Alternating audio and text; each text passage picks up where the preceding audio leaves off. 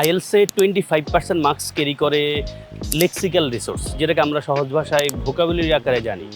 এখন এই ভোকাবুলারি পার্টটাতে আপনি কতটা ভালো সেটা কিভাবে বুঝবেন? আপনি যখন দেখতে পাচ্ছেন আপনি একই শব্দকে ভিন্নভাবে লিখতে পারছেন, আপনি একটা শব্দের প্রয়োগ ঠিকঠাক করতে পারছেন এবং আপনি হাই ফ্রিকোয়েন্সি ওয়ার্ড ব্যবহার করতে পারছেন। তার মানে কি আপনি ভোকাবুলারি মুখস্থ করার জন্য ইউটিউব থেকে বা যে কোনো বই থেকে 7+, 8+ ভোকাবুলারি মুখস্থ করা শুরু করে দেবেন?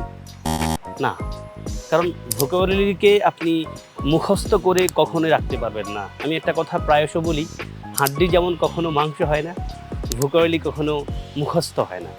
আমরা যখন নতুন একটা শব্দ মুখস্থ করব বা শিখব, আমরা খেয়াল রাখবো MFP ফর্ম।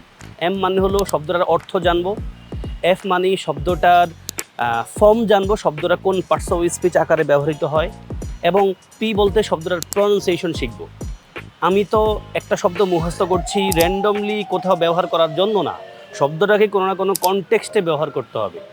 ফলে শব্দের অর্থ জানবো, শব্দটা কোন পার্টস অফ স্পিচ, শব্দটার প্রনাউন্সিয়েশন শিখবো এবং এই শব্দটা দিয়ে অবশ্যই একটা বাক্য তৈরি করব। বাক্য তৈরি করে না শিখলে শব্দ কখনো খেয়াল থাকবে না। ফর এক্সাম্পল, এলিভিয়েট শব্দের অর্থ লাঘব করা। আপনি যদি পড়েন এলিভিয়েট এলিভিয়েট এলিভিয়েট, লাভ কি আসলে? এটা তো আপনি প্রয়োগ করতে পারবেন না। আপনি বরং পড়েন I took medicine to alleviate pain.